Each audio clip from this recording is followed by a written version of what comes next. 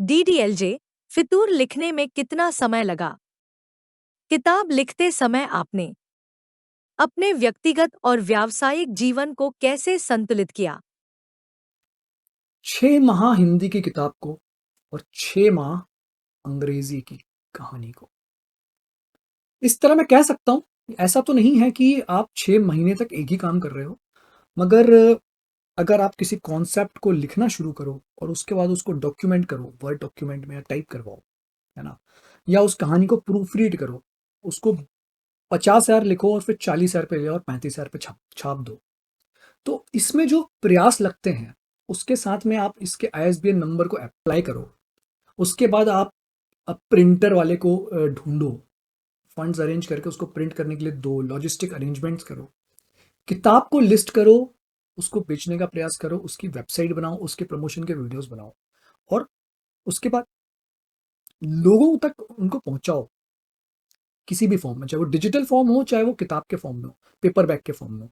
तो इन सब चीज़ों में अगर मैं कहूँगा तो 6 माह पहली किताब को लगे थे, 6 माह दूसरी किताब को लगे थे। ये और बात है कि उस समय को मैंने 2 साल या 1.5 2 साल में स्प्रेड कर दिया था, खींच के लंबा कर दिया था, क्योंकि मैं पैरेलल में और भी एक्टिविटीज़ करता था। तो वर्क लाइफ बैलेंस उस बीच में ऐसा कुछ डिस्टर्ब नहीं हुआ, क्योंकि पहली किताब को लिखने के लिए मैं डेडिकेटेड था, मैं उस वक्त और कुछ नहीं करना चाहता था। तो मैंने वो एक तरह से बाकी सब चीज़ों को बैकसीट करते हुए लिखा था, सिंगल माइंडेड फोकस के साथ। और उसके अनुभव से मुझे इंग्लिश वर्जन को निकालने में कम समय लगा। और एक कारण और भी था कि इंग्लिश वर्जन में मेरे पास एक को-ऑथर था, तो मैंने और कुश बंसल ने, जो उस वक्त 17 वर्ष का था, तो मैंने और कुश बंसल ने इंग्लिश वर्जन को लिखा, तो थोड़ा सा ज़्यादा सुविधाजनक हो चुका था, क्योंकि मुझे अनुभव आ चुका था।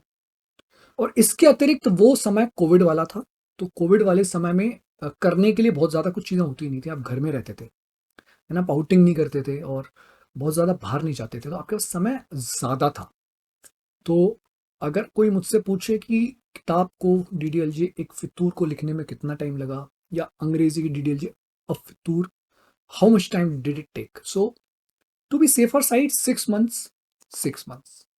Both 6 months were spread over, almost 1.5 hours, 1.5 years, right?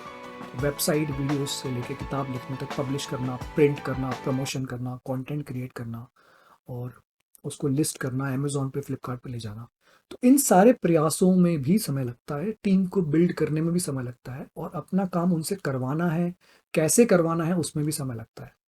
Coordination करना पड़ता है को-ऑथर के साथ, और गलतियाँ करते हो आप, ठीक है, उस गलतियों से सीखते हो। तो अगर आप कभी ये प्रयास करना चाहें तो मान के चलिए कि 4 से 6 महीने एक ऑप्टिमम टाइम है। आर्टिफिशियल इंटेलिजेंस की मदद से आजकल वो समय कम लगता है, क्योंकि मैंने जिस वक्त लिखा था उस वक्त ज़्यादा टूल्स का यूसेज नहीं किया था और आर्टिफिशियल इंटेलिजेंस इतना स्ट्रांग नहीं था कि आपको किसी तरह की मदद मिल सके। तो पढ़ के देखिए किताबें, और कुछ नहीं कहूँगा मैं। दोनों कहानियाँ बेहतरीन हैं, समर्पित हैं एक बेहतरीन फिल्म को जिसके दीवाने हैं आप और हम।